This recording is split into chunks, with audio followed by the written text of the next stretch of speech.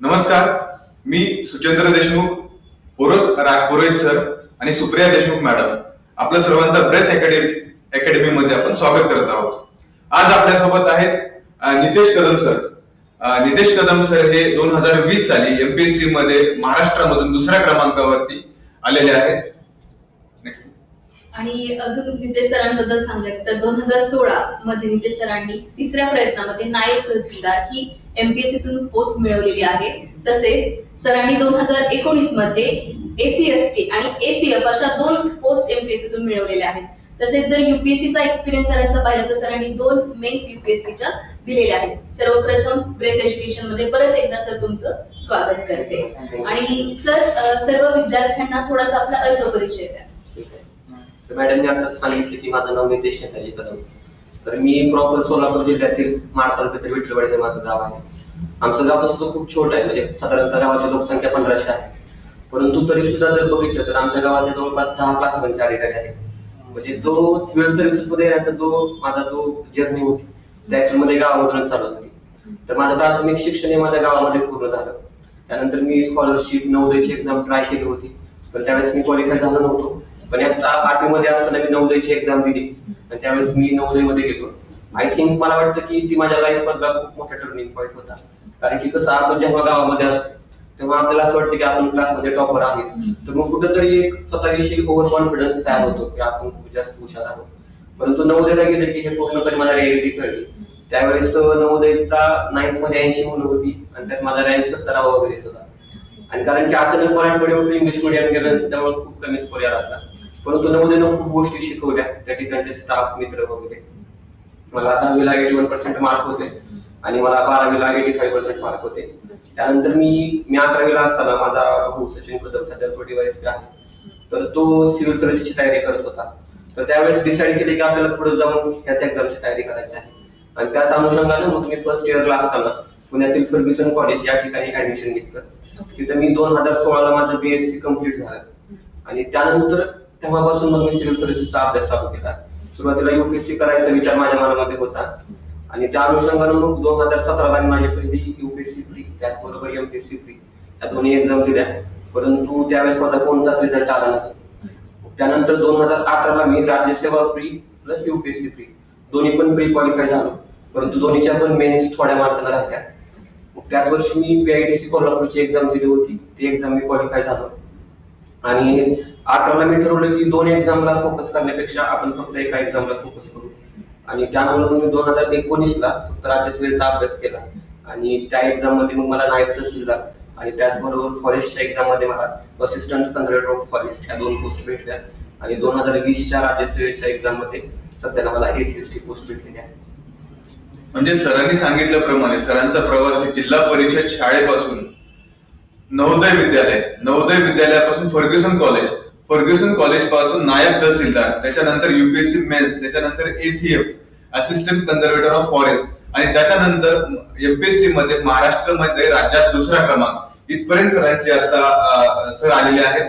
आणि सरांना आणखी पुढचा टप्पा गाठायचा आहे. म्हणजे सर हे आणखीन सुद्धा तयारी करत आहेत आणि त्यांचं साहजिकच एम हे काय होण्याचं आहे तर IAS होण्याचं आहे.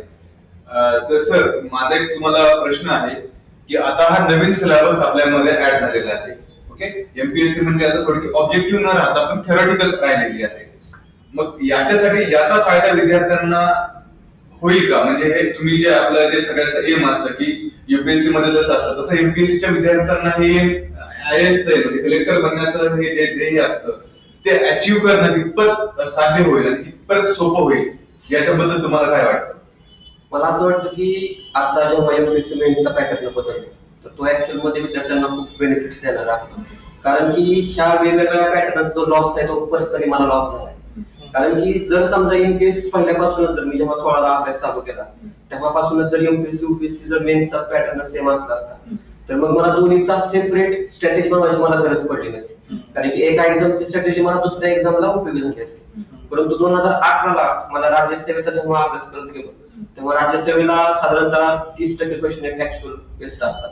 तर त्यासाठी मग मला स्पेशल तयारी करावी लागली आणि युपीएससी साठी वेगळी तयारी करावी लागली. पण त्याच वर्षी जर दोन्हीचा मेन सदर सिलेबस सेम असता तर कदाचित मला चांगला फायदा झाला असता. नक्कीच. त्याच्यामुळे मला असं वाटतं की हा जो पॅटर्न बदललाय हा नवीन प्रिपरेशन करणाऱ्या मुलांना खूप जास्त फायद्याचा आहे.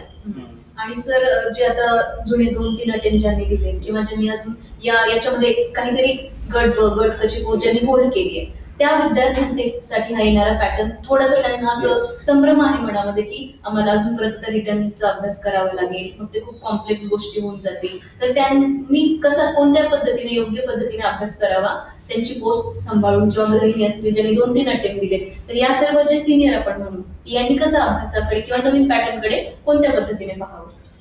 तर ज्या मुलांना म्हणजे ऑलरेडी ज्यांचं वय खूप झाले 28-29 किंवा ज्यांनी ऑलरेडी जुन्या पॅटर्न मध्ये 2-3 इंटरव्ह्यू वगैरे पोस्ट भेटले नाही, तर अशा मुलांसाठी जर आपण दुसऱ्या अँगलनं विचार केला तर थोडीशी निगेटिव्ह गोष्ट राहू शकते. आता वैयक्तिक हीच गोष्ट जर मला इम्प्लिमेंट करायचं म्हटलं तर आता ऑब्जेक्टिव्ह पॅटर्न माझी कमांड सांगलेली आलेली आहे. मग अचानक तो जर सिलेबस चेंज झाला तर माझ्यासाठी पण ते डिफिकल्ट राहणार आहे. परंतु मग मला असं वाटतं की आपल्याला इम्प्रेशन एक चांगला चान्स दिलेला आहे या वर्षीचा. तर मला असं वाटतं की ह्या मुलांनी ह्या वर्षी खूप चांगल्या प्रकारे तयारी केली पाहिजे 2022च्या एक्झामसाठी. आणि इन केस सपोज त्यामध्ये सिलेक्शन झालं नाही तर डिमोटिवेट न होता, म्हणजे मी दोन्हीचा अभ्यास केल्यामुळे मला एक गोष्ट माहिती आहे की जेव्हा तुम्ही रिटर्न पॅटर्न असतो तर त्या ठिकाणी तुम्हाला कंटेंटची गरज असते चांगली. तर तो कंटेंट तुम्हाला हा ऑब्जेक्टिव्ह टाईप जो पॅटर्न आहे तो तुम्हाला प्रोव्हाइड करतो. त्याच्यामुळे असं बिलकुल नाही की तुम्हाला काहीच फायदा होणार नाही किंवा तुम्हाला खूप लॉस आहे. तर त्यांना एक ऍडव्हान्टेज आहे की त्यांच्याजवळ कंटेंट खूप चांगल्या प्रकारचं आहे. त्याच्यामुळे त्यांनी डिमोटिवेट न होता येणारी प्रत्येक गोष्ट ऍक्सेप्ट करून त्या ठिकाणी पॉझिटिव्ह वेनं बघितलं पाहिजे. म्हणजे त्या कंटेंटला त्यांनी त्यांचा बेस मानावा आणि त्याच्यावरती आन्सर रायटिंग स्किल डेव्हलप करावं. म्हणजे आपण म्हणूयात की त्या कंटेंटचा यूज त्यांनी त्यांच्या फॅक्च्युअल डेटामध्ये करावा आणि आन्सर मध्ये एनरिचमेंट, क्वालिटी एनरिचमेंट त्यांनी आन्सर मध्ये बिल्ड करावं. नक्कीच सरांचं मार्गदर्शन नवीन मुलांसाठी आणि ज्यांनी 2-3 अटेम्प्ट दिले त्यांच्यासाठी नक्कीच मौल्यवान आहे. सर माझा पुढचा प्रश्न असा असेल की आता जे नवीन विद्यार्थी फ्रेशर आहेत त्यांच्या मनामध्ये एमपीएससीचा अभ्यास जो ते सुरू करतात, बरेच प्रश्न असतात की अभ्यासाची सुरुवात कशी करावी, कुठून अभ्यास करावा, कोणती पुस्तकं वाचावी किंवा अभ्यासाचा जो सिलेबस आहे आता जो नवीन आपण समजू की आता जो रिटर्नचा आहे की तो कसा करावा, आन्सर स्किल कशा डेव्हलप कराव्या, असे बरेच त्यांच्या मनामध्ये गोंधळ आहे. तर त्याबद्दल सर थोडंसं मार्गदर्शन दिलं. तर मला असं वाटतं की जे नवीन मुलं आहेत तर त्यांनी अभ्यासाला सुरुवात करताना त्यांचा जो बेसिक सोर्स आहे ते एकदम ऑथेंटिक जे बुक्स असते जसं की आपले एनसीईआरटीचे बुक्स आहेत किंवा स्टेट बोर्ड आहेत, तर ह्यांना त्यांनी त्याचा प्रायमरी सोर्स म्हणून कन्सिडर करावा. आणि हे बुक्स तुम्ही परफेक्ट केल्यानंतर त्यानंतर तुम्ही सेकंडरी सोर्स म्हणून तुम्ही मग रेफरन्स बुकचा वापर करू शकता. त्याच्यामुळे नवीन तयारी करणाऱ्या मुलांनी एनसीईआरटी किंवा स्टेट बोर्ड पासून चालू केलं तर चांगलं होईल. पहिली गोष्ट आहे की आपले कन्सेप्ट फक्त क्लिअर करणं. एकदा कन्सेप्ट क्लिअरिटी जर चांगली असेल तर तुम्हाला कोणताही पॅटर्न मधला जरी एक्झाम असली तर तुम्ही चांगल्या प्रकारे देऊ शकता. ओके, आता सर याचाच रेफरन्स घेऊन सांगतो सर, आपल्या प्रेस अकॅडमीने 10वी नंतरच IAS होण्यासाठी आपण एक SSP प्रोग्राम डिझाईन केलेला आहे. त्याला आपण स्मार्ट स्कूलिंग प्रोग्राम असं म्हणतो. या स्मार्ट स्कूलिंग प्रोग्राम अंतर्गत आपण बेसिक जो IAS IPS किंवा DC DYSP होण्यासाठी जे तुम्हाला बेसिक लागतं, सरांनी ज्याप्रमाणे सांगितलं त्याप्रमाणे जो NCERT स्टडी लागतो त्याचनुसार आपण आपली NCERT स्पेशल ते बॅच टाईप मध्ये आणि विथ 11-12 चा संपूर्ण सिलेबस अशी एक आपण बॅच डिझाईन केलेली आहे. यालाच आपण स्मार्ट स्कूलिंग प्रोग्राम असं आपल्याला म्हणतोय. आणि ही आपल्या इथे बॅच लवकरच चालू होणार आहे. त्याच्यामुळे तुम्ही आपल्या इथे ऍडमिशन घेऊन एक बेसिक तुमचा एक थोडा जो कोर एरिया आहे तो आताच तुम्ही 11-12 ला डेव्हलप करू शकता. म्हणजे 11-12 चा अभ्यास आणि त्याच्यासोबत पर्सनॅलिटी डेव्हलपमेंट आणि जो काही एनसीईआरटी आणि स्टेट बोर्डची पुस्तकं असेल असा एक कॉम्प्रिहेन्सिव्ह अप्रोच घेऊन मुलांनी लवकरात लवकर जेवढ्या लवकर तयारी सुरू करतील तेवढ्या लवकर त्यांना त्यांचं जे स्वप्न आहे IAS बनण्याचं ते पूर्ण होऊ शकतं. सरांचा पण अनुभव सरांनी शेअर केला की जेवढ्या लवकर अर्ली स्टेज मध्ये तुम्ही अभ्यास सुरू कराल तेवढ्या तुम्हाला एज मिळेल आणि तेवढ्या लवकर पोस्ट मिळण्याचे, अभ्यास व्यवस्थित होण्याचे चान्सेस आहेत. कारण या प्रोसेसमध्ये 2 ते 3 वर्ष UPSCचा अभ्यास समजून घेणं, आत्मसात करणं आणि त्याची तयारी करणं या प्रोसेसमध्ये जाऊ शकतात. मी ह्याविषयी थोडा ऍड करतो तुमच्या SSP प्रोग्राम विषयी. तर आता मी डिसाईड केलं की 11th मध्ये असताना की मला पुढे जाऊन सिव्हिल सर्व्हिसचं प्रिपरेशन करायचं, पण मला डायरेक्शन नव्हते. म्हणजे ऍक्च्युअल मध्ये नेमकं करायचं काय, मला फक्त माहिती की मला UPSC करायचं पण नेमकं करायचं काही माहिती नव्हतं. आणि त्याच्यामुळे मी जो अभ्यास केला तो पूर्ण डायरेक्शन बेस झाला. आणि मला असं वाटतं की तुमचा जो आता SSC प्रोग्राम आहे तो नक्कीच नवीन मुलांना एक व्यवस्थित चांगले डायरेक्शन देईल आणि त्याचा त्यांना नक्कीच फायदा होईल. एंड सर एक जो आपने बहुत ही यंग एज में अचीवमेंट की है, like having so many of tiers and government exam clearing in all this, उसका कहीं ना कहीं रीजन ये भी है because you are able to start early. Yes. That importance is very like importance is there. Otherwise 90% of students को awareness होता है during the college time, second year, third year, fourth year in engineering, and then they start very late, and they end up wasting 4 to 5 attempts, like 27, 28 years they just keep doing it. So it's the efficient method कि आप school से college level पे चालू करो, so that you can get maximum understanding and conceptual clarity early होगी तभी you can add extra content. Yes. Because UPSC is like a journey, it's not a 1 year preparation. You have to take 1 or 2 years of preparation minimum. Then only you can work it out and improve it. और अभी तो optional भी आ गया. Yes. Optional is going to take another 1 year if you take properly, and at least minimum 4 to 5 months preparation. So if you take the entire process 1.5 to 2 years of preparation है, but to save that time, you have to start early, like, to make it more इथे मी एक point add करू इच्छिते. म्हणजे जसं नवोदयमध्ये वातावरण मिळतं स्पर्धा परीक्षेचं, आणि त्यामुळे नवोदयच्या विद्यार्थ्यांना खूप फायदा होतो Yes. की खूप लवकर ते कॉम्पिटेटिव्ह एक्झामिनेशनचं प्रिपरेशन सुरू करतात. त्याच पद्धतीचं वातावरण आम्ही महाराष्ट्रामध्ये प्रथमच ब्रेस एज्युकेशन अकॅडमीमध्ये SSP स्मार्ट स्कूलिंग प्रोग्रामच्या अंतर्गत विद्यार्थ्यांना घेऊन येत आहोत. इथे सगळे एक्सपर्ट फॅकल्टी आहे, सरांसारखे तज्ज्ञ आहेत, पुरोहित सर आहेत, सुचेंद्र सर आहे, मी आहे. मग आम्ही सर्वांनी असा टीम मिळून एक प्रोग्राम डिझाईन केला की लवकरात लवकर मुलांना या स्पर्धा परीक्षांचा अवेअरनेस जनरेट करून आपण त्यांना जे कोर एरियाज आहेत आणि पर्सनॅलिटी डेव्हलपमेंट आहे, किंवा आपण म्हणू स्पोकन इंग्लिश, किंवा आपण इतर पर्सनॅलिटी डेव्हलपमेंटच्या ऍक्टिव्हिटी, डिबेट्स असतील, किंवा इंटरव्ह्यूला स्किल्सला आपल्याला ज्या गोष्टी लागतील, या सर्व आपण गोष्टी मुलांच्या तयारी करून घेणार आहोत. म्हणजे इंटिग्रेटेड होलिस्टिक अप्रोच की त्यांना ग्रॅज्युएशन, पोस्ट ग्रॅज्युएशन नंतर जो वेळ ते स्पर्धा परीक्षेमध्ये 2-3 वर्ष इन्व्हेस्ट करतात, तो जर त्यांचा 11-12 पासून आणि ग्रॅज्युएशन मध्ये झाला तर सरांसारखा की अर्ली एज मध्ये सर्व मुलांना फायदा होऊ शकतो. नक्कीच सर माझा पुढचा प्रश्न असा असेल की नॉर्मली इन जनरल मुलांसाठी, की आता ऑप्शनल हा विषय नवीन आलेला आहे, MPSCचा जो बदलता पॅटर्न आहे त्यानुसार, मग ऑप्शनल मुलांमध्ये पहिला प्रश्न असा आहे की आता एक नवीन विषय त्यांना इंट्रोड्यूस झालेला आहे, मग त्याचा अभ्यास कसा करावा, सुरुवात कशी करावी, यापेक्षाही जास्त की ऑप्शनल कोणता निवडू आम्ही, हा मुलांमध्ये, नवीन मुलांमध्ये नक्की आहे प्रश्न डोक्यामध्ये. तर या प्रश्नाबद्दल थोडं आपण डिस्कशन करूया. माझ्यापासून मी सुरुवात करतो माझ्या एक्सपिरियन्स नुसार की ऑप्शनल कोणता घ्यायचा. तर मी त्यावेळेस काय केलं होतं, म्हणजे कॉलेजला असताना लोकसत्ताने कॉम्पिटिशन घेतली होती ब्लॉक बेंचर्स नावाची. तर त्यामध्ये मी पार्टिसिपेट केलं होतं आणि त्यावेळेस माझ्या आर्टिकलचा स्टेटमध्ये फर्स्ट रँक आला होता. तर मग मला त्यावेळेस माझ्या माइंड मध्ये असं होतं की माझं मराठी खूप चांगलं आहे आणि मला कादंबरी वाचण्याची खूप आवड आहे, मराठी विषयी प्रेम होतं पहिल्यापासूनच. त्याच्यामुळे मी ठरवलं की लिटरेचर हा ऑप्शनल घ्यायचा. तो मी घेतला कारण की माझ्या आवडीनुसार घेतला, म्हणजे ऑप्शनलचा मी जास्त विचार केला नाही, सिलेबस बघितला नव्हता, फक्त मला आवडतंय म्हणून मी ऑप्शनल घेतलं होतं. मग मुलांनी जेव्हा तुम्ही नवीन ऑप्शनल घेता, एक तर पहिली प्रायोरिटी आपली आवड होती. तुमची जी आवड आहे त्याला स्कोरिंगचा आपल्याला माहित नाही एमपीएस मध्ये स्कोर कसा येणार आहे, मग तुमच्या आवडीनुसार ऑप्शनल घ्या. मी मराठी लिटरेचर ऑप्शनल घेतला. मग पुढे जेव्हा मी 2 अटेम्प्ट दिले, मग थोडंफार असं झालं की म्हणजे दुसरा एक बाजूचा आपण विचार केला पाहिजे, तो म्हणजे लिटरेचर मी घेतलं पण मला स्कोर जास्त आला नाही, 240 पर्यंत आला होता. त्यावेळेस मला असं वाटलं की स्कोर कमी येण्याचं कारण हे आहे की सोर्स अवेलेबल. ऑप्शनल घेताना आपण जी दुसरी ज्याला प्रॅक्टिकल बाजू बनवू आपण, ही आहे की तुम्ही त्याचे सोर्स बघा किती अवेलेबल आहेत किंवा काय. एक तर आवड आणि दुसरा सोर्स, या 2 गोष्टीच्या बेसिसवर तुम्ही ऑप्शनल घेऊ शकता. आवड आणि सोर्स या बेसिसवरती, आणि प्रिव्हियस इयर क्वेश्चनचं अनालिसिस करून की बाबा मला जमतंय का, आवड आहे पण ती आवड सत्यात उतरते का, पेजेस वरती उतरते का. म्हणजे असं 2-3 ऑप्शनल तरी मुलांनी, मी म्हणेल की 5 ऑप्शनल मुलांनी सिलेक्ट करावे, 5 ऑप्शनलचे सिलेबस बघावा, प्रिव्हियस इयर क्वेश्चन बघावे आणि त्यानुसार एक 2-3 उत्तर लिहून काढावीत आणि ती सिनियर्स फॅकल्टी कडून किंवा आमच्याकडून इथे चेक करून घ्यावी आणि मग ऑप्शनल डिसाइड करावा. या पद्धतीने सर व्यवस्थित मुलं ऑप्शनल सिलेक्ट करू शकतील. आणि मुलांना काही ऑप्शनल सिलेक्शन मध्ये डाऊट असेल तर कधी तुम्ही आम्हाला कॉन्टॅक्ट कमेंट मध्ये कमेंट करा किंवा डिरेक्टली कॉन्टॅक्ट करून विचारू शकता. सर ऑप्शनल सोबतच आणखीन एक विषय, इथिक्स, इंटिग्रिटी अँड ऍप्टिट्यूड, जो नवीन ऍड झालेला आहे नवीन सिलेबस मध्ये. यामुळे आपल्या ऍडमिनिस्ट्रेशन मध्ये काय बदल होईल किंवा हा घटक का ऍड करण्यात आला असेल असं तुम्हाला वाटतं? ऑब्विस हा जो घटक आपण युपीएससीचा सिलेबस फॉलो केलाय तर तो युपीएससी मध्ये ऍड केला गेला, पण याची तुम्हाला तुम्ही ऍडमिनिस्ट्रेशन मध्ये तुम्ही नायब तहसीलदार म्हणून सर वर्क करताय सध्या, मग तुम्हाला काय वाटतं याची कितपत गरज आहे युपीएससी मध्ये?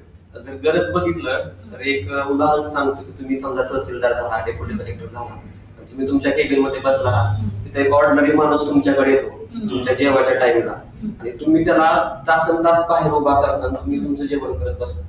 तर ही जी टेंडन्सी आहे अधिकाऱ्यांची तर ही नसायला हवी. तुमच्या मनामध्ये सिंपती हवी माणसाच्या बाबतीत, किंवा त्यांचे प्रॉब्लेम जाणून घेण्याची इच्छा हवी.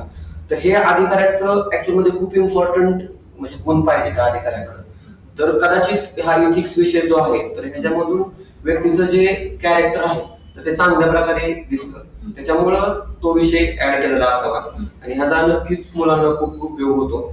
आणि ह्या विषयाकडं म्हणजे असं बघायचं नाही की खूप वेगळा विषय आहे, खूप नवीन आहे. तुमच्या म्हणजे मला असं वाटतं की मी युपीएससीची मेन्स दिली, तिथला मला चांगला स्कोर येत होता, तर त्या ठिकाणी खूप जास्त म्हणजे मटेरियल न मागता तुमच्या लाईफ मध्ये जे लहान लहान इन्सिडेंट्स आहेत ते तुम्ही एक्झाम्पल द्या. तुमच्या आन्सर जर तुम्ही त्यांना सपोर्ट केलं तुम्हाला खूप चांगला मार्क येतात. त्याच्यामुळे हा विषय मला वाटतं की खूप इम्पॉर्टंट आहे ऍड होणं सध्याच्या काळानुसार. जर करप्शन बघितलं आपण त्यामुळे हा विषय पाहिजे. So, बट आपने जैसे बताया इम्पोर्टेंट है टॉपिक, अपार्ट फ्रॉम दैट इसको स्टडी करने के जैसे न्यू अटेम्प्ट में आ रहे हैं, सो एमपीएससी में अभी न्यू एग्जाम पैटर्न में यही books and all content, so like whether English Marathi medium में which medium will be preferable and content gathering कहाँ से करें, like you might say anything? जर मीडियमचं झालं तर मी युपीएससी मराठीमधून दिली होती, म्हणजे इतिहासाचा पेपर मी मराठीमध्ये दिला होता. परंतु ऍक्च्युअल मध्ये त्यावेळेस मला खूप डिफिकल्टी आहे, कारण की प्रॉब्लेम आहे की मराठीमध्ये सोर्स नाही आहे. एका दुसरे बुक्स आहेत पण ते बुक्स तेवढ्या खुदा मार्क नाही की तुम्हाला खूप चांगला स्कोर येईल. त्याच्यामुळे मला काय करावं लागायचं, मी इंग्लिश मध्ये बुक वाचायचो आणि त्याला मराठीमध्ये ट्रान्सलेट करायचं, मग प्रिपरेशन करायचं. ते मला डबल एफर्ट करावे लागते. मीडियमच्या बाबतीत मला असं वाटतं की मुलांनी सध्याला जर बघितलं तर सोर्स नुसार इथिक्सच्या बाबतीतलं किंवा अदर जीएसचे सब्जेक्ट ऑप्शनल विषय, मला वाटतं की इंग्लिश जास्त बेटर आहे. त्यामुळे मला वाटतं की मराठीपेक्षा इंग्लिश जास्त मीडियम. आणि सर कसं थोडंसं मुलांच्या मनामध्ये ग्रामीण भागातील आपल्यासारखे विद्यार्थी असतील त्यांच्या मनामध्ये भीती असते की मला इंग्लिश जमेल का, की मला लिहिता म्हणजे त्यांना लिहिता वगैरे येतं, वाचता खूप छान येतं, फक्त आपण आपल्याला बोलायची सवय नसते, आपण कधी इंग्लिश जास्त बोलत नाही. त्यामुळे असं वाटतं की मराठीवर माझं प्रेम आहे, मराठी मला आवडतं, मग मी मराठीतूनच लिहावं. पण मग त्यांना हे माहित नसतं की ते इंग्लिशमध्ये पण खूप छान आन्सर लिहू शकतात. मग अशा मुलांनी नेमकं मराठी मीडियम निवडायचं प्रेफर करावं का इंग्लिश मीडियम निवडायचं प्रेफर करावं? मला असं वाटतं की आता मी मराठी मीडियम घेतलं, मी ऍक्च्युअल मध्ये ह्या कुठेच घेतली मला इंग्लिश जास्त लिहिता येणार नाही. परंतु मला असं वाटतं की तुम्ही जेव्हा सोर्स रेफर करता ना तेव्हा तुम्हाला एक कॉन्फिडन्स येतो. आणि असं बिलकुल नाही की तुम्ही इंग्लिश मध्ये लिहू शकत नाही, ती फक्त आपल्या मनामध्ये भीती असते. म्हणजे तुम्ही मराठीत तुम्हाला पुस्तक अवेलेबल नसतात, तुम्ही इंग्लिश बुक्स वाचणार, तुम्हाला ते पूर्णपणे समजते, तुम्ही त्याला मराठीत ट्रान्सलेट करता. म्हणजे असं नाही की तुम्हाला इंग्लिश समजत नाही, ती फक्त मनामध्ये 1% भीती असते. पण मला असं वाटतं की आपली एक समस्या आहे की आपल्याला भीतीवर ओव्हरकम करायचं. ऍक्च्युअल मध्ये अधिकारी होणं म्हणजे असं नाही की आपण खूप जास्त अभ्यास केला किंवा मग आपण पास झालो. तुमच्या मनामध्ये ज्या निगेटिव्ह गोष्टी आहेत किंवा तुमच्या मध्ये कुठल्या विषयी भीती आहेत ह्या गोष्टीला जेव्हा तुम्ही पूर्णपणे दूर करता, आणि एक अधिकाऱ्याचं कॅरेक्टरिस्टिक हे असतं की तो प्रत्येक गोष्टीला पॉझिटिव्हली विदाउट फिअर तो अप्रोच करतो. मग तुम्ही जर अगोदरच जर इंग्लिश भीती मनामध्ये घेतली तर मग हे कुठंतरी अधिकारी होण्याच्या जो एक कॅरेक्टरिस्टिक आहे त्याला ऑब्स्टॅकल तयार होतं. मग मला वाटतं की मीडियम अजिबात म्हणजे तुम्हाला ऑब्स्टॅकल ठरत नाही, मॅटर करत नाही. इंग्लिश तुम्ही खूप चांगल्या प्रकारे प्रिपरेशन करू शकता. थोडीफार जर प्रॅक्टिस जास्त चांगली केली तर चांगले मार्क येतील. नक्कीच सर. आता एसएचा पेपर आलेला आहे, म्हणजे वेटेज खूप जास्त आलंय, 250 मार्क युपीएससीचाच पॅटर्न एमपीएससी मध्ये आलेला आहे. कारण आधी आपल्याला फक्त 50 मार्कचं सब्जेक्टिव्ह होतं आणि आता पूर्ण 250 मार्कचा आपल्याला पूर्ण एक एसे लिहायचा आहे, ज्यामध्ये 2 एसे आपल्याला कव्हर करायचे आहेत. तर सर एसे बद्दल थोडंसं मुलांना गायडन्स करा की युपीएससीचा जो आपण एमपीएससी मध्ये आपण 10वी-12वीचे अप्रोच घेऊन एसे लिहायचो, जसं आपण शाळेत एसे लिहायचो तसं, पण आता युपीएससी मध्ये एसे जर लिहायचे झाले तर आपल्याला अनालिटिकल अप्रोच बिल्डअप करावा लागतो. सरांनी पण 2 मेन्स दिला, तसं तुमचा अनुभव एसे बद्दल सांगा, कारण सरांना एसे मध्ये खूप छान मार्क्स आलेले आहेत, तसा तुमचा अनुभव इथे डिस्कस करा. मी दोन्ही पण सांगतो, म्हणजे एमपीएससी युपीएससीचं. मला एमपीएससीला खूप एसीला 10 मार्क पडते, म्हणजे 47 मग मी सांगितलं 47, 45. तर मला युपीएससीला 140 म्हणजे चांगला स्कोर येतो. तर ह्याच्यातला जो फरक आहे तो असा होता की एमपीएससी मध्ये तुमचं हँड रायटिंग तुम्ही ते किती चांगल्या प्रकारे लिहिले ह्या गोष्टी ते जास्त बघत होते. पण युपीएससी ला तुम्ही एखाद्या गोष्टीविषयी तुमचं ओपिनियन कशा प्रकारे डेव्हलप झाले, तुमचं त्या गोष्टीविषयी मत काय, किंवा तुम्ही ते किती इफेक्टिव्हली दुसऱ्याला एक्सप्लेन करू शकता. ऍक्च्युअल मध्ये 2500 वर्ड मध्ये म्हणजे 1250 वर्ड मध्ये एसे लिहिणं यातलं तुमचं वैयक्तिक सगळे कॅरेक्टरिस्टिक त्यांना दिसते. आणि मी फक्त एक उदाहरण सांगतो की 2020च्या युपीएससी मेन्सला एक एसे आला होता. तर तो हा होता की माणूस असणे ते माणूस होणे ह्यापर्यंतचा प्रवास म्हणजे आयुष्य. तर अशा प्रकारचे एसे होता. तर मला कळत नव्हतं मी काय लिहावं, परंतु त्यावेळेस मी असंच माझ्या मनामध्ये ज्या गोष्टी मी दररोज पेपरला वाचतो, तर मी फक्त 10 इन्सिडेंट्स म्हणजे मी 5 पेजेस असे इन्सिडेंट्स लिहिले 10. त्यातला पहिला इन्सिडेंट हा होता की त्यावेळेस अमेझॉन फॉरेस्टला आग लागली होती. तर मग बहिणाबाईंचे एक वाक्य दिलं की माणसा माणूस स्टार्टिंगला इथून चालू केलं होतं आणि प्रश्न खाली केलं की नेमकं ह्यांना असं का वाटलं. पहिला इन्सिडेंट हा होता की अमेझॉन फॉरेस्ट मध्ये मग आग लागली होती. त्या ठिकाणी काही काही पक्षी असे जळताना पक्षी उडत होते. तर मग त्यांना बघून त्यांना असं वाटत नसेल की माणसानं कधी माणूस व्हावं. मग दुसरं एक्झाम्पल दिलं होतं की टेररिस्ट अटॅक पाकिस्तान मधला, त्या ठिकाणी एक छोटा मुलगा झाला होता. मग अशी मी रिअल लाईफ मध्ये 10 ते 15 इन्सिडेंट्स दिले होते. म्हणजे मी कुठली फॅक्च्युअल इन्फॉर्मेशन न देता फक्त मी माझ्या मला पूर्णपणे एक्सप्लेन केलं होतं. आणि त्या एसेला मला खूप चांगल्या प्रकारे मार्क आले. तर एसे म्हणजे असं की तुम्ही तुमचं जे जेन्युइन तुम्ही आहात त्या ठिकाणी तुमचं जरा एक्सप्रेस करा. म्हणजे तुमच्या व्यक्तिमत्वाचे पैलू तिथे दिसतात एसे ते जर दिसले तर एसेला खूप चांगल्या प्रकारे मार्क पडले. याच्या पुढचा एक प्रश्न आहे सर. काही ठराविक विद्यार्थ्यांमध्ये एक संभ्रम आहे, तुम्ही सांगतो. एक सोनाली मॅडम, सचिन सर आणि हे सर नितेश सर एका फॅमिलीमध्ये आहेत. त्याचप्रमाणे चौगुले सर आणि प्रसाद चौगुले सर आणि त्यांचे प्रमोद चौगुले सर. याचप्रमाणे प्रसाद चौगुले सर आणि प्रमोद चौगुले सर हे सुद्धा एका फॅमिलीमध्ये आहेत. मग काही विद्यार्थ्यांच्या मनामध्ये प्रश्न आहे की सर हे एका फॅमिली मधले एवढे अधिकारी कसे काय होत आहेत. मग यांच्यामध्ये काही ठराविक नोट्स आहेत किंवा काही ठराविक यांनी काहीतरी नोट्स तयार केलेले आहेत का. ओके. आणि याच्यामुळे एमपीएससीने सिलेबस चेंज नाही केला ना. ओके. असा विद्यार्थ्यांमध्ये संभ्रम आहे. त्याबद्दल सर तुम्ही काय सांगाल. मी याचा 2 प्रकारे उत्तर देतो. तर पहिलं म्हणजे की आता आमच्या फॅमिलीमध्ये सचिन कदम यांना 5 झाले. तर सुरुवात करणार त्यासाठी तर पूर्ण सगळं आनंद होतं ना. म्हणजे तो तर एकदा इनिशिएट केलं. आणि दुसरी गोष्ट म्हणजे अशी की मी सचिन कदमला तर मी फक्त जेव्हा माझ्या अभ्यासाला सुरुवात केली होती त्यावेळेस फक्त बोललो होतो सचिन भाई मी असा अभ्यास करणार आहे म्हणून मला सांग. आणि त्यानंतर ते आजपर्यंत म्हणजे आम्ही अभ्यासाविषयी फक्त 3 ते 4 तास बोललो असतो. त्याच्या पलीकडे मी म्हणजे माझी स्ट्रॅटेजी होती. म्हणजे मला असं वाटतं की असं काही नाही की तुम्ही एका कुटुंबातले असाल तर फक्त फायदा हा झाला की मला असं वाटायचं की तो पहिल्यापासून असं म्हणायचं की मी स्टेट बोर्डला होतो तर मी अधिकारी झालो. तू तर एनसीईआरटी तू म्हणजे सीबीएसई बोर्डला होता तू ऑब्विसली पास होशील. तर त्याचं जे हे बोलणं होतं ह्या बोलण्यामुळे मला एक कॉन्फिडन्स होता की जर माझ्या सोबतचा भाऊ पास झालाय तर मी का होऊ शकत नाही. म्हणजे एक्झामची जी भीती होती ना ती मला कधीच वाटली नाही. हा एक फायदा होता. पण असं काही नाही की म्हणजे थोडक्यात विद्यार्थी मित्रांनो असं काही नाही की यांच्याकडे कुठल्याही नोट्स नाहीत. फक्त हे मेहनतीवरती आणि तुमच्या कन्सिस्टन्सी आणि डेडिकेशन वरती हा सगळा प्रवास झालेला आहे. नक्कीच सर कौतुकास्पद आहे जे सरांनी आपल्या एमपीएससी मध्ये 2nd रँक मिळवलेली आहे. सर तर विद्यार्थ्यांना थोडासा आता जी ऑगस्टची 31 ऑगस्टची जी परीक्षा येणार आहे त्याबद्दल सर ऑब्जेक्टिव्ह ओरिएंटेड, कारण आता शेवटचा अटेम्प्ट आहे विद्यार्थ्यांचा, खूप क्रुशियल अटेम्प्ट आहे की ज्यांना ऑब्जेक्टिव्ह मध्ये ज्यांना खूप चांगला कम्फर्ट आहे ऑब्जेक्टिव्ह मध्ये, तर त्या विद्यार्थ्यांसाठी सर तुम्ही काय सांगू इच्छिता. तर फ्रीच्या बाबतीत जर बोलायचं झालं तर पहिली गोष्ट सीसॅट आता क्वालिफाय केलं. आणि सीसॅट विषयी असा प्रश्न आहे मुलांना की नेमका युपीसी टाईप पेपर येईल का जसा पारंपरिक एमपीएससी आहे. त्यांना कळत नाही की नेमकं आपण कशाला किती टाइम दिला पाहिजे किंवा काय. मला असं वाटतं की आता जे जुने मुलं आहेत त्यांच्यासाठी ऑब्व्हियसली हा पूर्णपणे शेवटचा सारखा आहे. तर त्यांनी सीसॅटला लाईटली घेऊ नका. तुम्ही युपीसीचे जे 12 पासून जे प्रिव्हियस इयरचे क्वेश्चन पेपर आहेत त्यातले मॅथ्सचे क्वेश्चन सॉल्व्ह करा. आणि सीसॅटचं मला असं वाटतं की तुम्ही मॅथ्स रिजनिंग तुमचं खूप चांगलं असेल तर तुम्ही नक्कीच सीसॅट क्वालिफाय होता. आणि जर जीएसच्या बाबतीत जर बोलायचं झालं तर फ्रीजच्या बाबतीत मला खूप चांगला एक्सपिरियन्स आहे. आणि मला असं वाटतं की आता माझा ऍव्हरेज जर स्कोर बघितला तर प्रत्येक वर्षी मला जीएसला फ्रीला 130 पर्यंत मार्क असते. तर फ्रीचे 3-4 गोष्टी इम्पॉर्टंट आहेत त्या मला असं वाटतं एकतर म्हणजे लॉजिकली प्री ही चांगली परीक्षा आहे, म्हणजे ती काय तुम्हाला तुमचं नॉलेज चेक करत नाही खूप जास्त इन डेप्थ मध्ये, ते मेन्सला होणार आहे. म्हणजे प्री साठी तुम्हाला फक्त जे क्वालिफाईड स्टुडंट आहेत मेन साठी ते फक्त निवडायचे आहेत, आणि त्याच दृष्टिकोनातून प्रीची डिफिकल्टी लेवल खूप हार्ड नसते. म्हणजे प्रीचे जे क्वेश्चन असतात का नाही, तर ते कन्सेप्च्युअल बेसिक जे कन्सेप्ट असतात त्याच्यावर प्रश्न असतात, जास्त डीप मध्ये जातात. त्याच्यामुळे मी मुलांना असं सांगेल की तुम्ही प्रीचा अभ्यास करताना खूप जास्त डीप मध्ये न जाता तुम्ही बेसिक कन्सेप्ट चांगले क्लिअर करा, आणि त्यावरून तुम्हाला खूप चांगल्या प्रकारे मार्क पडतील.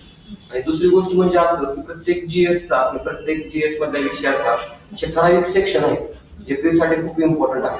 फॉर एक्झाम्पल जर इकॉनॉमिक्स विषयी बोलायचं गेलं तर इकॉनॉमिक्सचं पॉवर्टी, अनएम्प्लॉयमेंट, नंतर 5 इयर प्लॅन्स. तर ह्यावेळी म्हणजे प्रत्येक वर्षी ह्या टॉपिकवर 2-3 प्रश्न पडते. तर तुम्ही previous year question paper analysis करा की कुठल्या टॉपिकवर जास्त प्रश्न पडतात आणि त्याचा चांगल्या प्रकारे अभ्यास करा. आणि तिसरी गोष्ट म्हणजे खूप एरिया न कव्हर करता प्रिव्हियस इयर क्वेश्चन पेपर घेऊन त्यामध्ये कोणकोणते प्रश्न विचारले तेच घटक फोकस करून त्या घटकांच्या डेप्थ मध्ये जाऊन अभ्यास करा. आणि तिसरी इम्पॉर्टंट गोष्ट म्हणजे की प्रीला मुलांना सायन्सची आणि करंट अफेअर्सची खूप भीती वाटते, तिकडे जास्त स्कोर येत नाही. आता वैयक्तिक जर माझं बोलायचं झालं तर मला गेल्या वर्षी करंटला 15 क्वेश्चन आले होते, त्यातले माझे 9 क्वेश्चन चुकले होते, फक्त 6 क्वेश्चन आले होते. तर मुलं काय करतात की जे सेक्शन अवघड आहेत त्याचा जास्त विचार करतात किंवा घाबरतात की ह्याचं मी काय करू, मग ते करंटसाठी 4-5 सोर्स रेफर करतात. तर मला वाटतं की ही स्ट्रॅटेजी पूर्णपणे चुकीची आहे, कारण की जर असं जर म्हटलं तर करंट आणि सायन्स असे 30 क्वेश्चन आहेत, परंतु 70 क्वेश्चन हे तुमच्या हातामधले आहेत किंवा जे सोपे असतात सॉल्व्ह करायला. तर मुलांनी त्या 70 वर जास्त फोकस केला पाहिजे. आता मी करंट अवघड आहे म्हणून करंटचे जास्त सोर्स न रेफर करता फक्त एक सोर्स रेफर करतो, एक रेफरन्स बुक वाचतो आणि त्याच्यावर जेवढे मार्क पडतील तेवढे पडतील, परंतु त्या बदल्यात मी इकडे पॉलिटी, इकॉनॉमिक्स, एन्व्हायरमेंट इकडे जास्त स्कोर आणतो.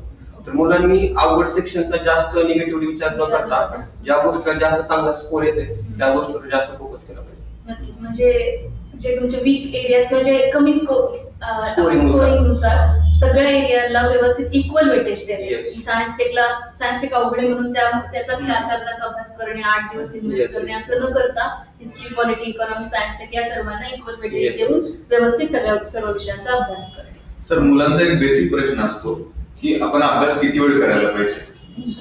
ओके, आणि मला तुमच्या पद्धतीने सांगा की तुम्ही प्रिपरेशन आणखी करत आहात तर तुम्ही किती वेळ देता अभ्यासाला, म्हणजे असं पर्टिक्युलर टाइम किती दिला पाहिजे आपण? आता मी सुरुवातीला तर माझ्या इनिशियल स्टेजला बघितलं तेव्हा मी अभ्यास चालू केला होता, तेव्हा मी डेली 10 तास अभ्यास करत होतो. त्यातनं 6 तास म्हणजे 6 दिवस अभ्यास करून 1 दिवस मी अभ्यास करत होतो, त्या दिवशी मी रिलॅक्स होतो. मग तेवढा अभ्यास केला मी, परंतु आता मला असं वाटतं की आता तेवढ्या अभ्यासाची गरज नाही. आता मी डेली 6-7 तास जरी दिले माझ्या ऑफिस रुटीन मधून काढून तरी ते सफिशियंट आहे. तुमचं फक्त बेसिक क्लिअर होईपर्यंत तुम्ही अभ्यास खूप चांगल्या प्रकारे करा. एकदा बेसिक क्लिअर झालं की तुम्हाला एक कॉन्फिडन्स येतो. म्हणजे मला असं वाटतं की मी 18 आणि 19ला जेव्हा मेन्सचा खूप अभ्यास करायचो मी, त्यावेळेस मला जॉब वगैरे कोणता नव्हता, तर मी 12 तास वगैरे अभ्यास करायचो, पण त्यावेळेस मला मार्क इतके चांगले आले. पण आता ह्या वेळेस 20 आणि 21 जर एक्झाम बघितली तर 20च्या वेळेस माझे रिझल्ट लागले होते, डॉक्युमेंट व्हेरिफिकेशन, मेडिकल, ह्या गोष्टीमध्ये माझा भरपूर टाइम गेला होता.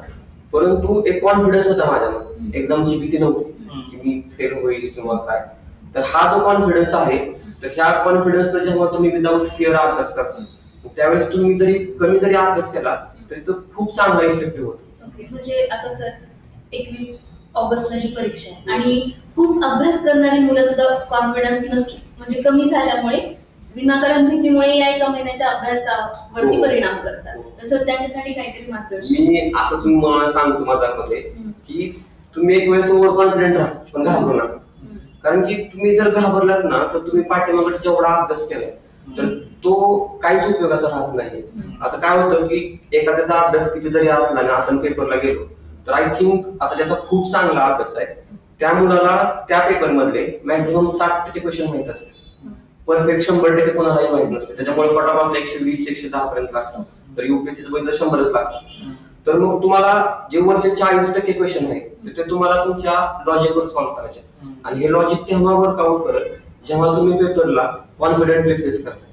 तुम्ही जर घाबरत असाल तर हे लॉजिक तुम्हाला पेपरला कॅच होणार नाही. त्याच्यामुळे मी मुलांना असं सांगत की तुमचा अभ्यास जो आतापर्यंत झालाय तो खूप चांगल्या प्रकारे अभ्यास झालाय. आता राहिलेल्या 1 महिन्यामध्ये तुम्ही फक्त कॉन्फिडंट राहा. आणि कॉन्फिडन्स माणूस तेव्हा राहतो जेव्हा त्याची रिव्हिजन खूप चांगल्या प्रकारे होते. म्हणजे तुमची एक नोटबुक आहे आणि तुम्ही ती 5-6 वेळा जर रिवाइज केली आणि तुम्हाला त्यातली कोणती पण गोष्ट विचारली तुम्हाला ती आली तर आपोआप आपला कॉन्फिडन्स खूप वाढतो. त्याच्यामुळे मी मुलांना असं सजेस्ट करतो की तुम्ही या येणाऱ्या महिन्यामध्ये तुमच्या ज्या नोट्स आहेत तर त्या मॅक्सिमम रिवाइज करा. त्याच्यामुळे तुम्हाला कॉन्फिडन्स नक्की वाढेल. ओके, आता नोट्स मेकिंग बद्दल थोडं बोलायचं झालं तर जी फ्रेशर मुलं आहेत तर ती अख्खं पुस्तक कव्हर पेस्ट करण्याचा प्रयत्न करतात. तर नोट्स मेकिंग एक स्टँडर्ड फॉर्मॅट नवीन मुलांसाठी कसं असावं? तर नोट्सचं सांगायचं झालं तर मी सुरुवातीला जेव्हा अभ्यास चालू केला तेव्हा लक्ष्मीकांत घेतलं होतं. ओके. तर लक्ष्मीकांत वाचताना माझ्या नोट्स जवळजवळ 300 पानाच्या नोट्स झाल्या. म्हणजे पूर्ण पुस्तक मी कॉपी पेस्ट केलं होतं. लक्ष्मीकांत मला पूर्ण कम्प्लीट करायला 2 महिने लागले. म्हणजे ह्या नवीन स्टुडंटचा पण तोच अनुभव असेल. तर मला असं वाटतं की नोट्स आहेत ना त्या आपल्या एकदम शॉर्ट मध्ये असल्या पाहिजे. आणि तुम्ही जर जुने पेपर बघा, तुम्ही जर ते पेपर बघितले तुम्हाला कळेल की कुठले सेक्शन जास्त इम्पॉर्टंट आहेत. आणि ते जर तुम्हाला कळलं ना तर तुमच्या नोट्स खूप शॉर्ट मध्ये बनते. आता मी काय करतो तर मी हे खरं वाटत नाही बऱ्याच जणांना पण मी प्रत्येक प्रीला आणि मेन्सला प्रत्येक वेळेस नवीन नोट्स काढतो. म्हणजे आतापर्यंत मी 6-7 वेळा नोट्स काढले आणि नोट्सला मला अजिबात वेळ लागत नाही. आज जर मी लक्ष्मीकांत करायला घेतलं तर मला मॅक्सिमम 3 दिवस पास झाले किंवा देशले इकॉनॉमिक्स 1 दिवस पास झाला. कारण की मला आता माहिती की त्या पुस्तकातल्या कुठल्या गोष्टी ह्या जास्त इम्पॉर्टंट आहेत. त्याच्यामुळं जे ऑलरेडी जे जुने मुलं आहेत त्यांना मी असं सांगितलं की नोट्स जे आहेत ना ते आपले एकदम शॉर्ट असले पाहिजे. तर मी फॉर एक्झाम्पल सांगतो की समजा HRD विषय आहे. आता ऑब्जेक्टिव्ह टाइप पॅटर्न साठी बोलतो मी. तर एखादी स्कीम आहे, तुम्ही जर जुने प्रश्न बघितले तर स्कीमवर काय प्रश्न असतात. एक तर स्कीम वर्ष कधी चालू झालं आणि स्कीमचं मेन ऑब्जेक्टिव्ह काय. तर नोट्स काढताना तुम्ही जर जुने प्रश्न बघितले तर तुम्हाला कळतं की आपल्याला नोट्स विषयी स्कीम विषयी काय नोट्स काढायचे आहेत. तर माझ्या HRDच्या नोट्स आता मॅक्झिमम 60-70 पेजेस मध्ये पूर्णपणे प्रिव्हियस इयर क्वेश्चन पेपर, एक रेफरन्स बुक, परत इयर बुक, ह्या सगळ्या गोष्टी 60-70 पेजेस मध्ये पूर्णपणे कव्हर होतात. म्हणजे जे जुने मुलं आहेत तर त्यांनी एकदम शॉर्ट मध्ये करा, जुने पेपर बघा आणि त्या दृष्टिकोनातून नोट्स काढा. ते तुम्हाला रिव्हिजनला खूप चांगल्या प्रकारे उपयोगी होईल. नोट्स मेकिंग, अभ्यासाचं नियोजन याबरोबरच परीक्षेच्या या 2 तासाचं नियोजन खूप महत्वाचं आहे. कारण आता सीसॅट सुद्धा MPSC ला क्वालिफाईंग झालेलं आहे आणि फक्त आता संपूर्ण वेटेज हे आपल्या GS वरती आलेलं आहे. मग सर 2 तासाचं नियोजन विद्यार्थ्यांनी कसं ठेवायला हवं याबद्दल तुमचं काय मत आहे? म्हणजे मला असं वाटतं की 2 तास हे तुम्ही जो वर्षभर जो अभ्यास केलाय तर तुम्हाला कुणाला दाखवायचं आहे की मी किती चांगल्या प्रकारे अभ्यास केलाय तर तुम्ही या 2 तासामध्ये दाखवणार आहात. म्हणजे मी असं खूप मुलांना बघितलं की ज्यांनी 6-7 वर्ष अभ्यास केला तर त्यांना जर आज म्हणलं की कसा गेला पेपर तर ते असे म्हणतात की अरे सिले मिस्टेक झाल्या, म्हणजे मला 2ला करायचं ते 3ला केलं. मला असं वाटतं की तुम्ही 5-6 वर्ष अभ्यास करताय तुम्ही आता त्या चुका करताय. म्हणजे हे ऍक्च्युअली मला सांगू पण नाही की अशी चूक झाली अशी चूक आहे. तर हे कधी घडतं जेव्हा तुम्ही पेपरला अनस्टेबल असता. म्हणजे तुम्ही जेव्हा खूप गडबड करता किंवा मनामध्ये भीती असते की काय होईल, मला पेपर चांगला जाईल का नाही वगैरे अशा भीतीपोटी अशा चुका घडतात. तर मला असं वाटतं की ते जे 2 तास आहेत तर ते तुम्ही पूर्ण शांतपणे सॉल्व्ह करा पेपर. म्हणजे एक्झामच्या वेळेस तो पेपर सॉल्व्ह करणं ऍक्च्युअल मध्ये ही एक एन्जॉय करण्याची फिलिंग्स आहे की मी आज एक्झामला बसतोय किंवा मेन्सला आहे तर खूप चांगला मनामध्ये तो पॉझिटिव्ह अप्रोच असला पाहिजे. आता मी एक एक्झाम्पल सांगतो की गेल्या वेळेस यासाठी एक क्वेश्चन आला होता 2020च्या मेन्सला. तर त्यामध्ये 4 सेंटेन्स दिल्या होत्या. त्यातली पहिली सेंटेन्स दिली होती की ग्रामीण भागातला महिलांचा लिटरसी रेट आणि पुरुषांचा लिटरसी रेट असं दिला होता. दुसऱ्या स्टेटमेंटला ग्रामीण भागातला ऍव्हरेज लिटरसी रेट दिला होता.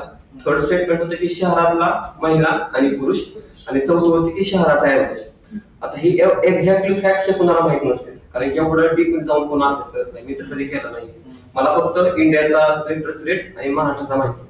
परंतु त्या ठिकाणी पूर्णपणे शांत असल्यामुळे एक बेसिक जो मॅथचा कन्सेप्ट आहे, ग्रामीण भागातल्या महिला आणि ग्रामीण भागातला पुरुष आणि खाली ग्रामीण भागातला सरासरी दिला तर वगैरे दोन्हीचा ऍव्हरेज खालचा यायला पाहिजे.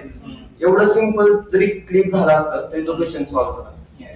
म्हणजे एक्झामला किती जरी फॅक्च्युअल क्वेश्चन आले तरी कुठेतरी एक हिंट असते. म्हणजे ऑब्व्हियसली MPSC ला एक्सपेक्ट नाही की तुम्ही सगळ्या गोष्टी पाठ करा, तुम्हाला अधिकारी व्हायचंय. त्यांना असं म्हणणं नाही की तुम्ही सगळा डेटा पाठ करून घ्या. तुमचा कन्सेप्च्युअल क्लॅरिटी सोबत तुमची एक नाही का कॉन्फिडन्स नाही एखादी गोष्ट फेस करणं तर ही प्रवृत्ती त्यांना बघायची. मग अशा फॅक्च्युअल क्वेश्चनला पॅनिक न होता ती एक हिंट शोधण्याचा प्रयत्न करा आणि ती हिंट तेव्हाच सापडेल जेव्हा तुम्ही खूप शांत माइंडनं तो पेपर सॉल्व्ह करा. त्याच्यामुळे मी हे सांगेल की त्या 2 तासामध्ये जेवढं जास्त विदाउट स्ट्रेस राहता येईल तेवढं राहा. Actually, sir, we can say the same thing. In objective, the benefit is answer is in front of you only. Yes. Answer चार options में है. You need to identify it. It is Yes. much easier as compared to subjective.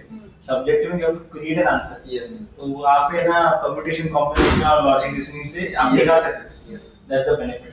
आणि त्याचा एक loss असा आहे हा. म्हणजे मला असं वाटलं की MPSC ला काय की आपला फॅक्च्युअल क्वेश्चन आला फॉर एक्झाम्पल NCERT कधी स्थापन झाली तुम्हाला एकतर माहिती किंवा माहित हा, नाही yes. पण UPSC ला आन्सर रायटिंग मध्ये काय होतं की एखादी समजा एखादा क्वेश्चन आहे त्यात तुम्हाला काहीतरी लिहिता येतं एक्सप्रेस करता येतं जसं इकडे करता येतं म्हणजे क्रिएटिव्हिटीला वाव Creativity. क्रिएटिव्हिटीला वाव युपीएससी रायटिंग मध्ये आहे पण तसं सब्जेक्ट ऑब्जेक्टिव्ह मध्ये तसं उलट ही नसतं. गोष्ट एक भारी आहे की तुम्हाला नाही म्हटलं तरी थोडंफार तरी MPSC ला तो डेटा तुम्हाला ध्यानात ठेवायचा आहे तसं UPSC ला नाहीये तुम्ही जर कन्सेप्च्युअल खूप चांगला प्लेअर असला आणि तुमची आन्सर रायटिंग स्किल खूप चांगली असते तर तुम्ही आरामशीर पेपर सॉल्व्ह करू शकता. हो, म्हणजे अभ्यासाचा एकतर अभ्यास खरंच सोपा झालाय नवीन हो, असं मला तर वाटतं की सोपा पण अभ्यास झालाय सोपा आणि युपीएससी आणि एमपीएससीचा इंटिग्रल झाल्यामुळे विद्यार्थी आता कोणताही विद्यार्थी जसं सर म्हटले की सरांना जेव्हा अभ्यास सुरू केला तेव्हा सरांना एमपीएससीचा सेपरेट व्यवस्थित अभ्यास करावा लागला आणि युपीएससीचा करावा लागला पण आता नवीन विद्यार्थी एकच अभ्यास करून एमपीएससी आणि युपीएससी दोन्ही पण व्यवस्थित देऊ शकणार आहे. याचमुळे प्रेस अकॅडमी आपल्या पुण्यामध्ये पहिल्याच वेळेस आन्सर रायटिंग बॅच एमपीएससी साठी घेऊन येत आहे आणि ही बॅच आपल्या 1 ऑगस्टला स्टार्ट होणार आहे त्यामुळे तुम्ही लवकरात लवकर आमच्यासोबत जॉईन होऊ शकता आणि बॅच जॉईन करू शकता. म्हणजे तुमचे काही आन्सर रायटिंग बद्दल आता किती इम्पॉर्टन्स आहे कारण आन्सर रायटिंगला आता भरपूर वेटेज आले कारण त्याच्यावरूनच आपली आता रँक करणार आहे तर आपण आन्सर रायटिंगचा प्रत्येक गोष्टीचा प्रत्येक विषयाचा व्यवस्थितपणे आन्सर्स कसे लिहायचे आमची सगळी टीम आहे आम्ही कसे आन्सर लिहायचे काय लिहायचे बेसिक विद्यार्थ्यांच्या मनामधले प्रश्न डाऊट जे काही असेल ते सॉल्व्ह करून आपण एक व्यवस्थितपणे प्रोग्राम करणार आहोत. Actually, answer writing से सर एक क्वेश्चन आया था. For answer writing skill also need to be developed. मतलब Yes. skill develop करना पड़ता है. Yes. You cannot directly do it. जो मतलब introduction, body fluid, inclusion है. तो skill develop करना पड़ता है. It takes time. Yes. So it has to be developed. अगर next year 2023 someone is trying to attempt, Yes. तो उनको answer writing skill एक develop करना पड़ेगा अभी. Yes. Then only they can think of having a better good answer quality. Yes. And because उसमें time management within 7 to 8 minutes, 6 to 8 minutes में complete करना, Yes. understanding the question, Yes. उसको analysis करना, keywords, critical analysis, discuss, all the illustrate, ये सब words को understand करना, that itself needs a good skill set. तो वो develop करना पड़ता है. आणि असं आपण म्हणू की ही काही देवाची देणगी नाही आन्सर मला खूप छान लिहिता हा. It's a skill It's a skill. Period मध्ये Yes. कोणीही ज्याला आता एक पॅराग्राफ पण लिहू शकत नाही जर प्रयत्न आहे जसं आपण म्हणू की फॉर एक्झाम्पल पोहायला येणं किंवा सायकल शिकणं बरोबर आहे Yes. हे आपण प्रोसेसनेच शिकतो त्याच पद्धतीने आन्सर रायटिंग स्किल आहे ते आपल्याला फक्त ओव्हरऑल पिरियड मध्ये डेव्हलप करायचं आहे. नक्कीच. विद्यार्थ्यांचे प्रश्न घेऊयात आता आपण. तर मला एक क्वेश्चन होतं म्हणजे मी सब्जेक्ट डिवाइड केले तर मला बाकी सगळे सब्जेक्ट इंग्लिश मध्ये कळतात आणि हिस्ट्री जिओग्राफी मराठीतनं समजतं तर मला हे नव्हतं समजत की मी मराठीतनं अटेम्प्ट देऊ की इंग्लिश मध्ये. मला असं वाटतं की प्रॅक्टिसनं तो तुमचा प्रॉब्लेम सॉल्व्ह होऊन जाईल म्हणजे 2 विषयाचा फक्त मॅटर आहे तर तुम्ही जर जास्त प्रॅक्टिस केली तर ते कळून जाईल पण तुम्ही जर 2 विषयासाठी जर पूर्ण बाकीचं जर मराठीतनं करायचं मला मग ते अजून जास्त प्रॉब्लेम येते म्हणजे मग असे म्हटलं की सोर्स नाही आहेत जास्त मराठीत नाही अवेलेबल त्याच्यामुळे मला वाटतं की इंग्लिश तुम्ही त्या 2 विषयाचं चांगलं प्रिपरेशन करू शकता त्यामुळे English better It's just like sir ने बोला जैसे कि science and current affairs. वो Yes, अगर yes. थोड़ा weak है, then you focus on the 70% of the part. So technically, if Marathi में 2 subjects हैं, so you try to make it English and then focus on the other English part. That way you can develop all the skills. Sir सीसॅटचा अभ्यास कसा करायचा म्हणजे मला आधी थोडं समजत होतं पण नंतर ते शीट मध्ये गेल्यावर थोडं हार्ड झालं.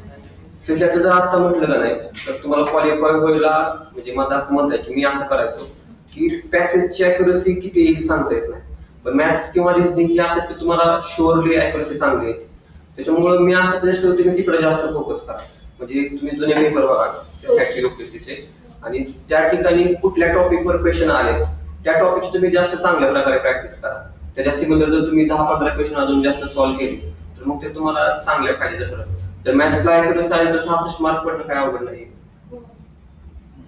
याच अनुषंगाने सर आता जो परीक्षा आहे आपली त्याच्यामध्ये सीसॅट क्वालिफाय झाल्यामुळे काही आणखी पेपर मध्ये काही इम्पॅक्ट होऊ शकेल का म्हणजे जसं युपीएससीचं थोडंसं आपल्याला वाटतं की मुलांचं ऍज कम्पेअर टू युपीएससी थोडंसं हार्ड पेपर आहे सीसॅटचा, जेव्हा क्वालिफाय झालं तेव्हापासून. मग असं एमपीएससी मध्ये आता क्वालिफाय झाल्यामुळे असं काही होऊ शकेल का पुढच्या एक्झाम मध्ये? आता ते एक्झॅक्टली कुणालाच माहित नाही की काय होईल. मला असं वाटतं एक्सपेक्टेशन म्हणजे असं थोडक्यात मी असं म्हणतो की तुम्ही प्रत्येक गोष्टीला ना प्रिपरेशन करून ठेवा. जर जुन्या प्रकारे आलं 66 मार्क मिळू शकते, परंतु जर युपीएससी टाईप पेपर आला तर मला असं वाटतं की साधारणतः 10% मुलांचा सीसॅट राहतो युपीएससीला बघितलं. त्यामुळे तुम्ही लाईट नका घेऊ, कारण की जर पॅटर्न चेंज केला, आता बघितलं की आपण एमपीएससी पूर्णपणे युपीएससी टाईप स्ट्रक्चरिंग करायला लागलेले आहे, तर कदाचित जीएसच्या पेपरला पण चेंज होऊ शकतो आणि सीसॅटला पण चेंज होऊ शकतो.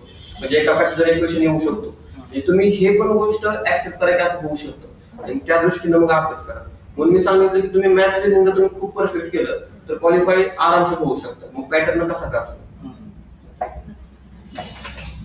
सर एक क्वेश्चन होतं, म्हणजे मी डेज कॅल्क्युलेट केले की 731 डेज आहेत, तर मग त्याच्यात मला पूर्ण सिलेबस कम्प्लीट करायचा आहे राज्यसेवेचा, ते कसं कॅल्क्युलेट? थोडासा आवाज. Ma'am, sir, student का क्वेश्चन ये है, right now she has calculated for the next attempt. Yes. ये 731 days है उसके pass. So how can she start make an entire strategy K new exam pattern के लिए what should be prepared and how to prepare the entire strategy? आता new exam pattern जर म्हटलं ना तर मला असं वाटतं की जर आपण युपीएससीचे पेपर बघितले तर करंट ओरिएंटेड खूप प्रश्न असतात. Yes. मी तुम्हाला भरपूर दिवस आहेत, तुम्हाला time आहे. आता एमपीएससी पण युपीएससी टाईपच होईल आणि करंटला खूप जास्त वेटेज राहते. मला असं वाटतं की तुम्ही असं म्हणजे अभ्यास करायचा, तुम्हाला टाइम भरपूर आहे म्हणून सांगतो की तुम्ही असं रेफरन्स बुक वगैरे घेऊन बसण्यापेक्षा ते तुम्ही जर 1 वर्ष अगोदर केलं तरी चालतं. परंतु आता तुम्ही करंटला काय चालू आहे, तुम्ही तुमची क्युरिओसिटी जास्त डेव्हलप करा आणि त्यानं तुम्ही जास्त अभ्यास करा. म्हणजे समजा जर एखाद्या ठिकाणी इमर्जन्सी आली किंवा राष्ट्रपती राजवट लागू केलेली आहे तर तुम्ही जाणून घ्या की हे नेमकं काय असतं. म्हणजे तुम्ही प्रत्येक गोष्टीच्या मुळापर्यंत जाण्याचा प्रयत्न करा. म्हणजे आता अभ्यास करायचा म्हणून रेफरन्स बुक तुम्हाला आता खूप टाइम आहे, तुम्ही आता रेफरन्स बुक करताना तुम्हाला ते बोर होऊन जाईल. त्यामुळे मला असं तुम्ही करंट ओरिएंटेड जास्त चांगला अभ्यास करा, पेपर जास्त वाचा, न्यूज पेपर वगैरे, आणि तुमची इंटरेस्ट जास्त डेव्हलप करा त्या गोष्टी. आणि शेवटच्या एक्झामच्या 1 वर्ष किंवा 1.5 वर्ष अगोदर तुम्ही जर प्रॅक्टिस चालू केली आन्सर रायटिंगची किंवा रेफरन्स बुक वाचायला, तेवढा सफिशियंट टाइम आहे, तेवढ्या पण तुमचं होऊन जाईल. Because 731 days is more than like around 2 years only. Yes. And so 2 years. First attempt द्यायला Yes.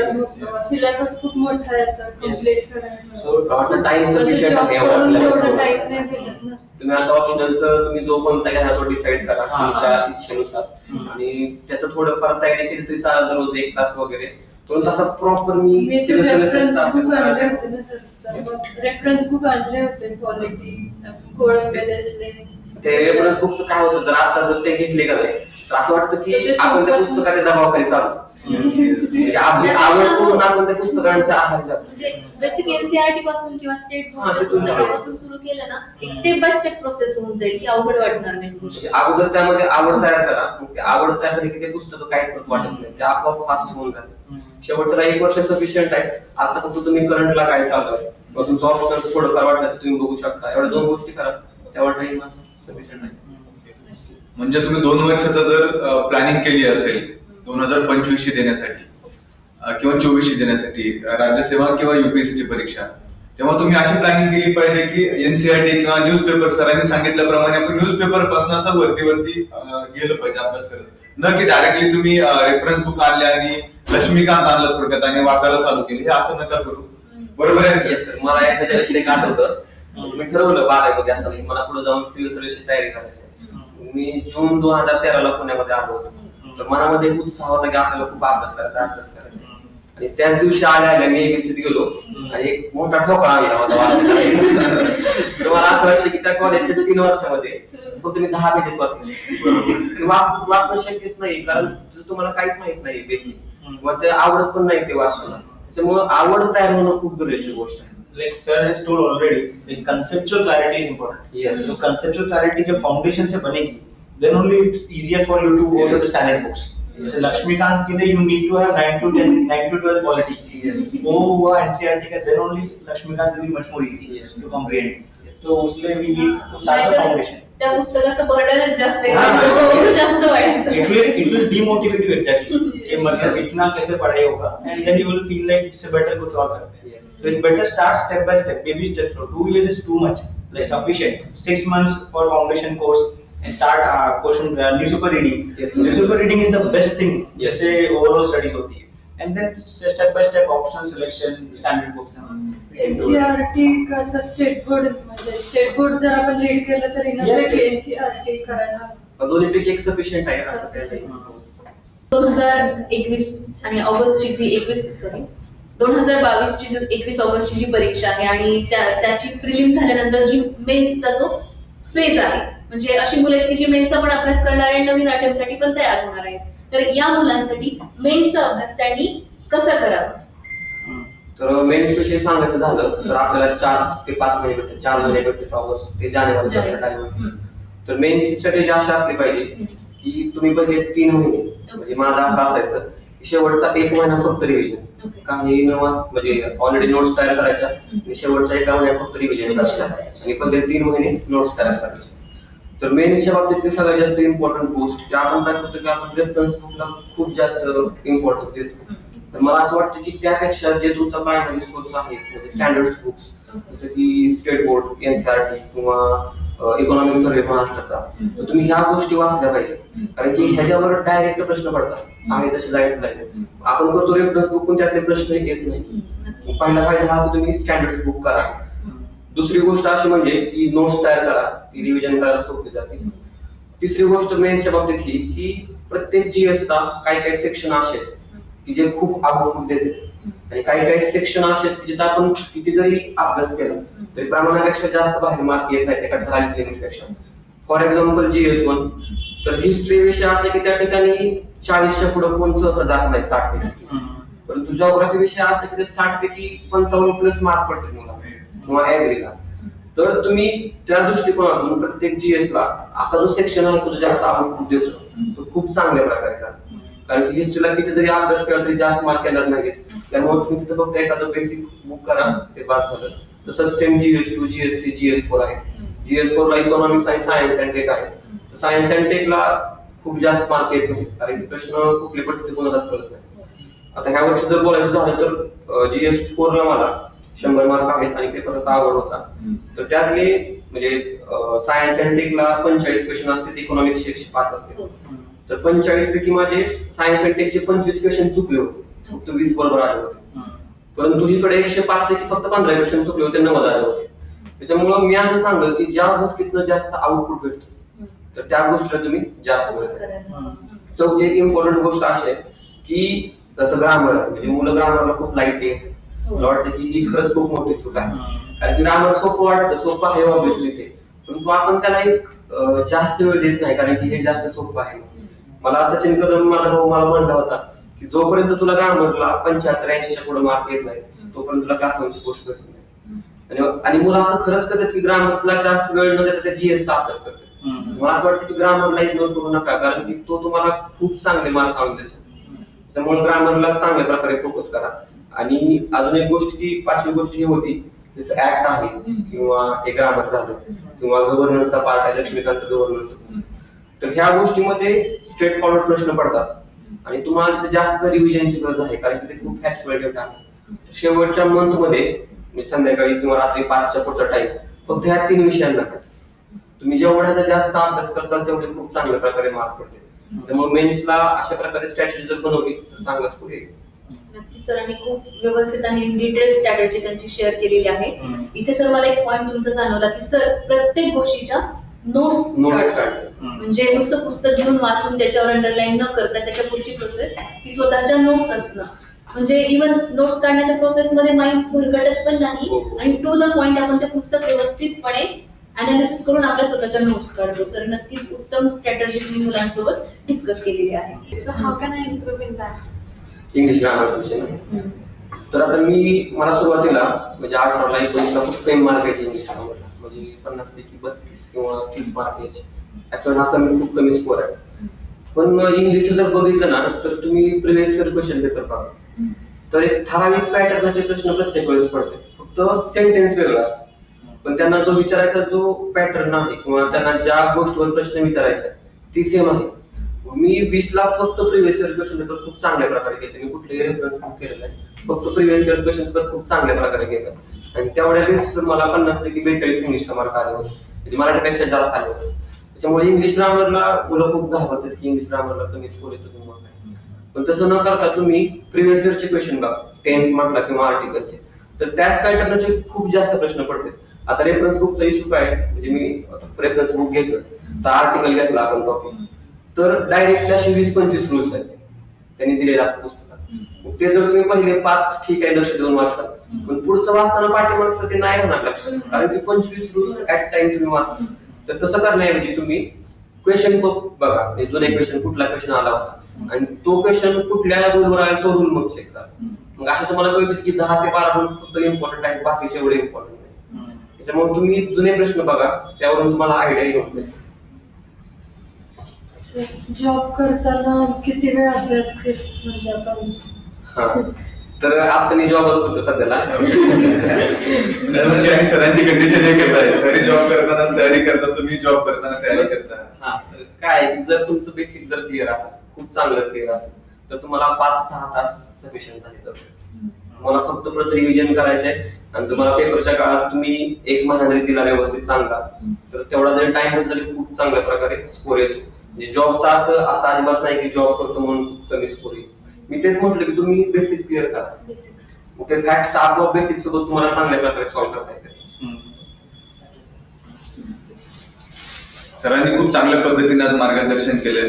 सरांनी अभ्यासाची तयारी कशी करायची, नवीन जो येणारा पॅटर्न आहे त्याप्रमाणे कशी करायला हवी, आणि आता जे 2022 ची जी परीक्षा मुलं देणार आहेत त्यांनी सुद्धा कशी प्रिलिम, मेन्स आणि इंटरव्ह्यू पर्यंत कशी तयारी असायला हवी याबद्दल खूप चांगलं मार्गदर्शन केलेलं आहे आज आपल्याकडे ब्रेस अकॅडमी मध्ये. तर सर, मी आपल्या ब्रेस अकॅडमी आपले धन्यवाद मानतो. Thank you. Thank you sir.